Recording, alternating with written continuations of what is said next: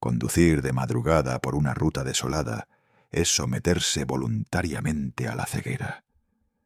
Los faros del vehículo apenas logran rasgar una fracción diminuta de la negrura espesa, ignorando deliberadamente todas las atrocidades que se arrastran a escasos metros de la banquina.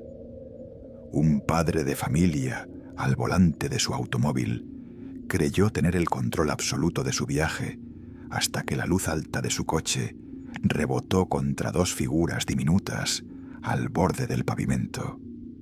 Eran dos niños. Agitaban los brazos con la desesperación física de quien se está ahogando en el polvo seco. Unos metros más adelante, otro coche descansaba con las puertas abiertas de par en par, exhibiendo el interior a la intemperie como un insecto muerto. El conductor frenó en seco, impulsado por ese instinto traicionero que solemos llamar solidaridad. Bajó del auto, empuñando su billetera de cuero grueso, como si el bulto pudiera simular la culata de un arma, intentando proyectar una autoridad de policía encubierto que estaba muy lejos de poseer.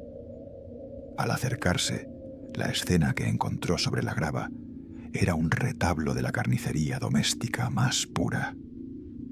Un hombre, con la camisa blanca arruinada por un líquido oscuro que bajaba desde su clavícula, mantenía inmovilizada a una mujer contra el suelo de tierra. El herido suplicaba ayuda con la respiración rota, confesando que la mente de su esposa acababa de fracturarse de improviso, que le había hundido una hoja de acero en el hombro sin mediar palabra. El recién llegado intervino sin pensarlo. Forcejeó con la mujer, cuyos tendones estaban tensos con la rigidez antinatural del delirio, y logró arrancarle de las manos el cuchillo de cocina ensangrentado. Ese fue el instante exacto en que la lógica del universo se desdobló y dio paso al grotesco absoluto. El esposo, al verse liberado del peso asesino de su cónyuge, no agradeció ni pidió asistencia médica. Simplemente se levantó a trompicones, agarró a sus dos hijos por el cuello de la ropa, los arrojó al interior de su propio vehículo y pisó el acelerador, perdiéndose para siempre en la oscuridad de la ruta. Dejó a su mujer tirada en la tierra.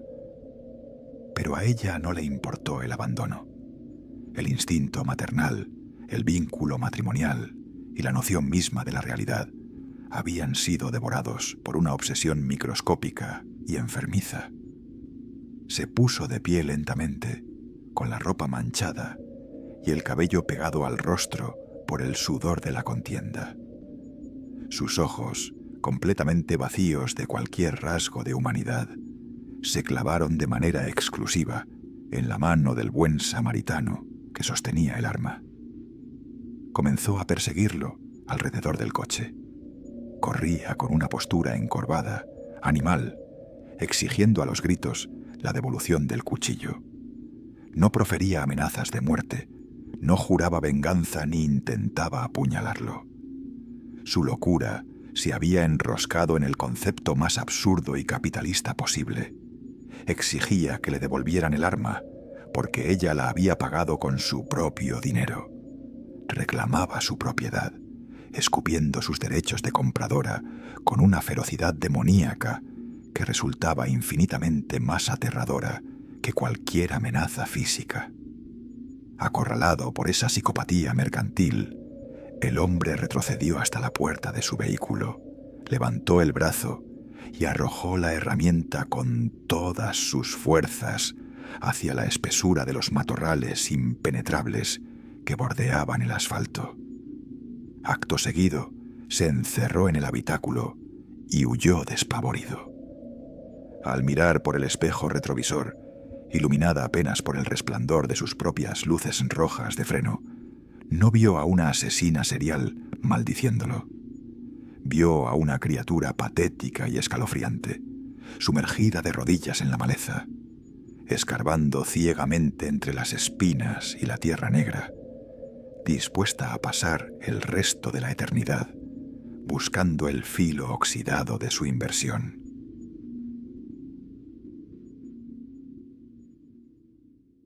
El aserrín es la venda más miserable que inventó el ser humano. Sirve para secar el vómito en los bares de mala muerte, para disimular el aceite quemado en los talleres clandestinos, y cuando la moral corporativa no da para más, para tapar los restos biológicos de un accidente laboral. No cura, no limpia, solo chupa la vergüenza y la esconde bajo una alfombra de madera barata para que nadie tenga que mirar directamente la desgracia. El técnico de mantenimiento conocía perfectamente la función de ese polvo amarillento. Su turno abarcaba la franja más ingrata de la noche, esa donde las naves industriales dejan de ser lugares de producción para convertirse en inmensas cajas de resonancia heladas. El galpón principal de la empresa era una catedral de chapa acanalada, vigas de acero y oscuridad reconcentrada. El sábado por la tarde, un trabajador subcontratado había comprobado la implacabilidad de la ley de gravedad. 10 metros de caída libre desde el techo. Contra el cemento alisado de una fábrica, el cuerpo humano pierde su jerarquía evolutiva y pasa a ser simplemente un envase presurizado que estalla. La empresa hizo lo que hacen las corporaciones. Cerró el perímetro, llamó a los peritos, retiró el amasijo de carne rota y le pasó la bandina industrial al piso. Pero la porosidad del hormigón armado es traicionera. La sangre se enquista. Así que tiraron una montaña de aserrín para terminar de chupar el desastre y ordenaron que la rutina continuara sin contratiempos. Martes, 2 de la mañana. El técnico estaba solo, engrasando el rodillo de una máquina a pocos metros del epicentro de la tragedia. La madrugada pesaba. Fue entonces cuando la atmósfera acústica del galpón se pudrió por completo. No fue un eco caprichoso del viento golpeando los portones. Era un ruido biológico, mojado, un burbujeo espeso, arrastrado, constante. Lejos de salir corriendo, el técnico cometió el peor error que se puede cometer frente al abismo. Prestó atención. Soltó las herramientas y caminó lentamente hacia la mancha de aserrín oscurecido. Al pararse exactamente en el borde de la madera húmeda, la acústica lo asaltó de frente. El sonido no caía del techo, ni venía rebotando desde los rincones oscuros de la fábrica. Era un estéreo infernal, tridimensional, que brotaba del piso hacia arriba. Era el estertor pastoso de una garganta destrozada, el gorgoteo desesperado de un hombre ahogándose, intentando tragar aire a través de un tubo respiratorio inundado por su propia hemorragia.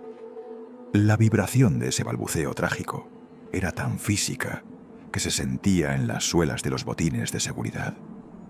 El técnico se quedó duro, petrificado, escuchando cómo el aire luchaba inútilmente dentro de unos pulmones perforados. La agonía acústica duró varios minutos insoportables, hasta que se apagó en un último suspiro líquido y el galpón volvió a su silencio sepulcral. 2 madrugadas después, todavía con los nervios destilando paranoia, el técnico vio al vigilante del predio acercarse al sector. El guardia era un hombre gastado. Caminaba con la vista clavada en el suelo, protegiendo con la mano la llama débil de una veladora de vidrio barato. Se detuvo justo sobre la mancha. Apoyó el vaso de cera sobre el aserrín seco y se persignó con rapidez. El técnico salió de entre las máquinas y lo encaró. Le confesó, casi a los gritos, lo que había presenciado esa noche. Los susurros de sangre, el balbuceo del ahogado brotando de la nada. El guardia no se inmutó. Lo miró con los ojos opacos de quien ya ha aceptado el infierno como parte de su jornada laboral. Con una voz plana, le explicó que el techista no se había desnucado al instante tras el impacto.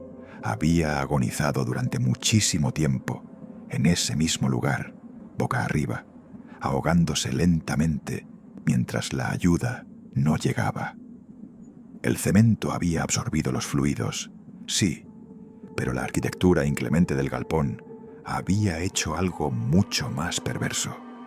Se había tragado su último sonido. Había memorizado y grabado la frecuencia exacta de su desesperación. El guardia le aseguró que esa pista de audio macabra se reproducía puntualmente todas las madrugadas en la nave vacía. La veladora que acababa de encender no era un homenaje cristiano. Era un soborno inútil, un impuesto de cera que los celadores pagaban religiosamente cada noche, rogándole a las paredes de chapa que dejaran de reproducir una y otra vez la muerte de aquel infeliz.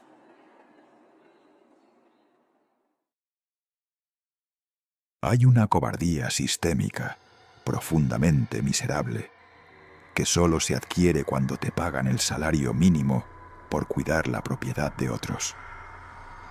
El terrorismo paranormal de las grandes ciudades no sobrevive gracias a la oscuridad, sino gracias a la complicidad de los vigilantes nocturnos. Los guardias saben perfectamente que los edificios corporativos de acero y cristal no son estructuras inertes, son inmensos tractos digestivos verticales, y cuando las oficinas se vacían de oficinistas, la torre empieza a segregar sus propios jugos gástricos. El celador de esta historia llevaba años clavado en el mostrador del vestíbulo. Conocía la patología del edificio mejor que los propios arquitectos.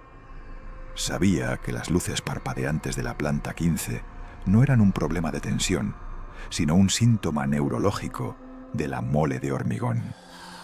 Por eso, cuando el técnico de mantenimiento llegó de madrugada para calibrar los equipos, el guardia lo saludó con una amabilidad mecánica, anotó su nombre en la planilla y le deseó buenas noches, sabiendo con absoluta certeza que lo estaba enviando directamente a las fauces de un ecosistema rabioso. El verdadero horror no ocurre arriba, ocurre abajo, frente a los monitores del circuito cerrado. A las 3 de la mañana, el guardia observaba las pantallas en blanco y negro con la frialdad de un forense. Vio al técnico arrastrarse debajo de los escritorios y entonces presenció el despertar de la estructura. Las puertas magnéticas del piso, esas que exigían tarjetas encriptadas de máxima seguridad para liberar los pestillos, comenzaron a abrirse de par en par, una tras otra. El software de la garita no registraba ninguna tarjeta porque no había nadie deslizando plásticos. Era el propio edificio flexionando sus músculos neumáticos, abriendo sus válvulas para dejar pasar a los anticuerpos de la oscuridad. El vigilante vio cómo la mancha negra se materializaba en el pasillo. Una aberración desprovista de esqueleto que se arrastraba por las oficinas alfombradas, golpeando los muebles con una brutalidad muda para acorralar al intruso. A través del micrófono ambiental, el guardia escuchaba el pánico líquido del técnico, el roce de su ropa contra la tela de las sillas, mientras intentaba esconderse de una entidad que caminaba pesadamente sin tener pies. Cualquier ser humano con un gramo de decencia habría activado la alarma general o llamado a la policía, pero el guardia simplemente le dio un sorbo a su café rancio y apagó el volumen del monitor. Él había firmado un pacto de no agresión con la podredumbre del lugar.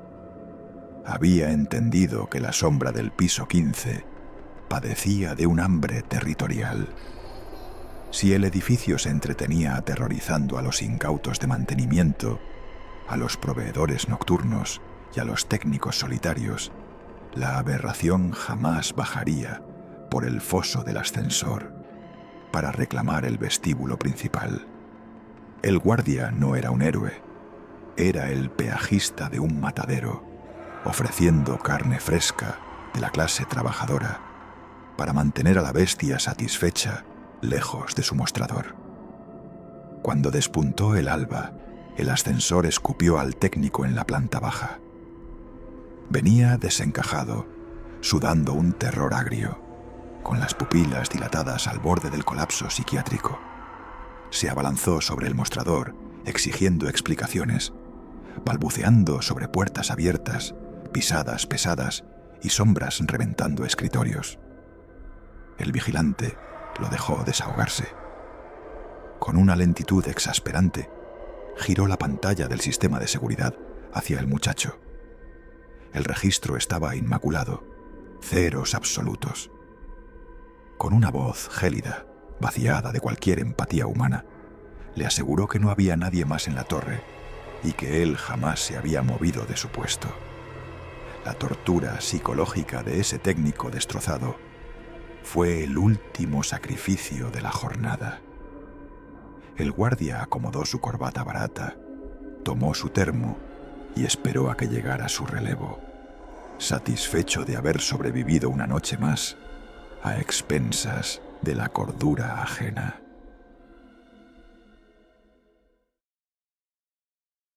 Hay propiedades que sufren de una patología arquitectónica irremediable.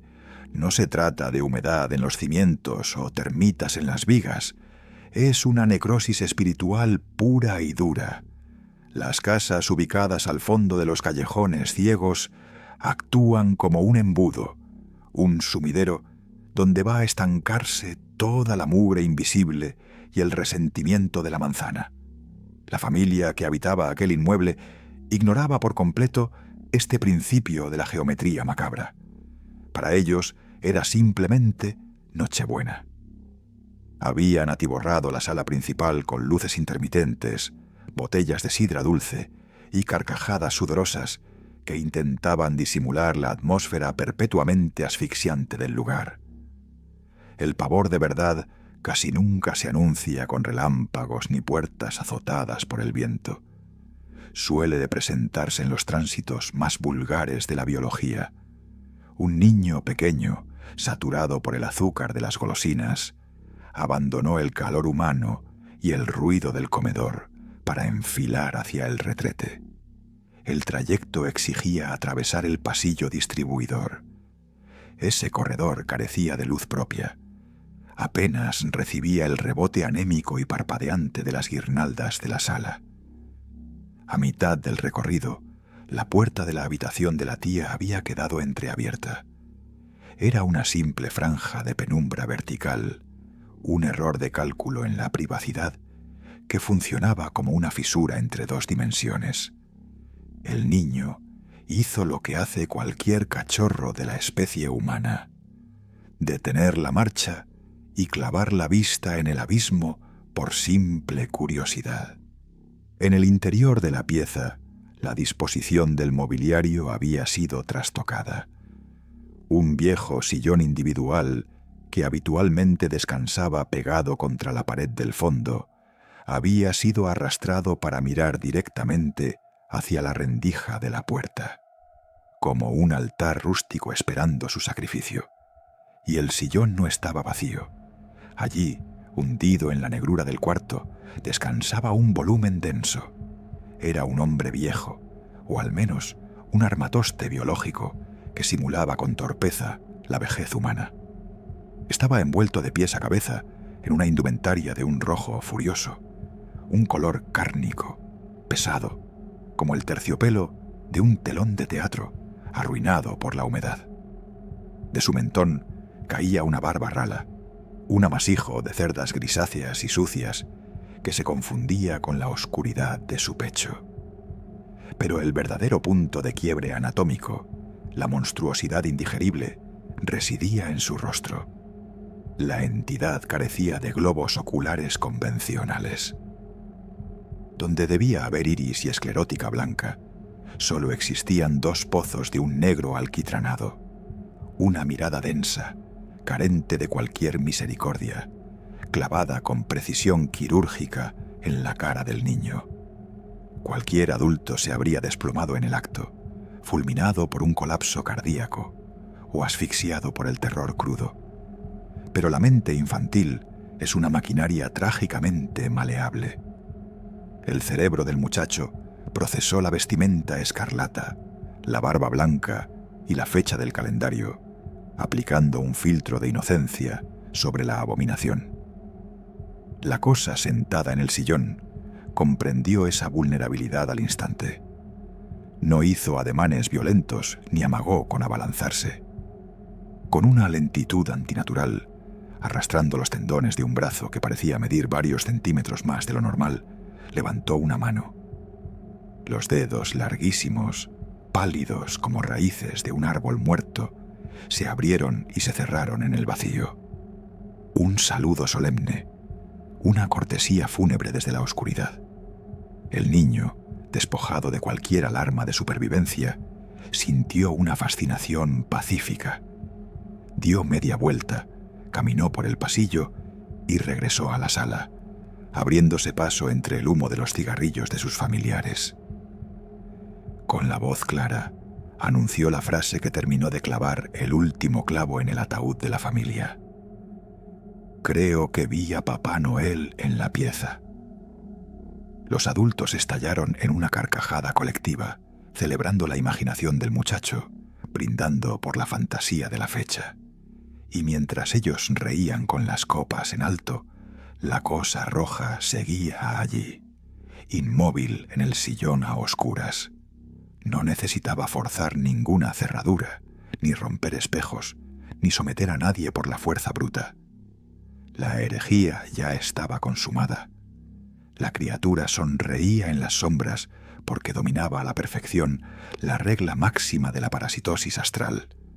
Acababan de aceptarlo. Le habían puesto un nombre, le habían otorgado un rol inofensivo en el imaginario del hogar, y sin saberlo, toda la familia en pleno acababa de darle permiso para quedarse a vivir con ellos.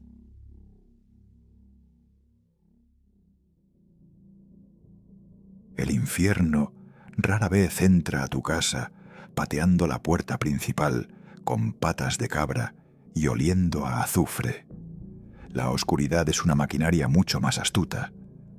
Sabe perfectamente que la mejor manera de vulnerar las defensas de un hogar es disfrazarse de buenas intenciones, envolverse en papel celofán y esperar pacientemente a que la maldita cortesía social le abra la puerta. El tío de esta familia padecía una anomalía biológica que lo condenaba al sufrimiento perpetuo. Era una antena viva, un radar de carne y hueso, sintonizado en la frecuencia más sucia del universo. Para él, dormir no era un descanso, era bajar a una trinchera. Pasaba las madrugadas en un estado de duermevela espantoso, hablando solo en la oscuridad, disparando padrenuestros y rezos entre dientes como si fueran munición pesada para mantener a raya a las entidades que se amontonaban alrededor de su colchón. Su mente era un colador por donde se filtraba toda la basura astral del vecindario. Y fue en una de esas noches de guerra psicológica donde recibió la advertencia. El sueño no tuvo la textura borrosa de las pesadillas comunes. Fue una proyección clínica de una nitidez insoportable. Vio a su vecina, una mujer de apariencia vulgar e inofensiva, plantada frente a la puerta de su casa. En la mano sostenía una bolsa desbordante de golosinas. Pero el hombre, con su sensibilidad de profeta sonámbulo, podía ver la verdadera anatomía de ese regalo. No había glucosa ni colorantes en esa bolsa. Había una macumba pesadísima, un amasijo de tierra de cementerio, envidia concentrada y entidades parasitarias microscópicas, todo compactado y camuflado bajo el envoltorio brillante de los caramelos. El objetivo del ataque no era un adulto. La brujería estaba milimétricamente diseñada para ser masticada e ingerida por el estómago puro de su pequeño sobrino. Al despertar con la camisa empapada en un sudor frío que olía a ozono, el hombre reunió a la abuela del niño y dictó la orden con una urgencia marcial. Si alguna mujer se presentaba en la propiedad ofreciendo azúcar, por ningún motivo debían aceptar el paquete. Pero la peor tragedia de la humanidad no es la maldad, es la cobardía disfrazada de buenos modales. A la tarde el timbre sonó. El profeta sintió un latigazo en la columna vertebral antes de que abrieran. Allí estaba la vecina. Llevaba la misma ropa del sueño, la misma sonrisa plástica y colgando de sus dedos la mismísima bolsa de dulces. El horror absoluto de este relato no radica en un monstruo saltando a la yugular, sino en la parálisis de la abuela. Acorralada por la presión de las normas de vecindad, aterrorizada ante la posibilidad de generar un conflicto o ser tachada de descortés frente a un gesto amable, la anciana estiró la mano temblorosa y aceptó el paquete. Le dio las gracias a la emisaria del infierno. Recibió la bomba y la metió en su propia casa. Cumplió, a medias, la promesa de no dárselos al niño. El pequeño lloraba y exigía los caramelos, arrastrado por una atracción antinatural hacia el veneno, mientras la abuela escondía el botín sin saber cómo deshacerse de él, sin ofender a la entidad que lo había enviado. El tío quedó condenado a la peor de las torturas. Desde ese día, tuvo que convivir bajo el mismo techo con esa bolsa. Sentado en la penumbra del comedor, observaba el paquete de golosinas apoyado sobre el mantel, sabiendo con absoluta certeza que detrás de esos envoltorios plásticos de colores había una masa de putrefacción espiritual vibrando, esperando pacientemente un descuido, un simple error humano, para meterse por fin en la boca del niño y pudrir a la familia desde adentro.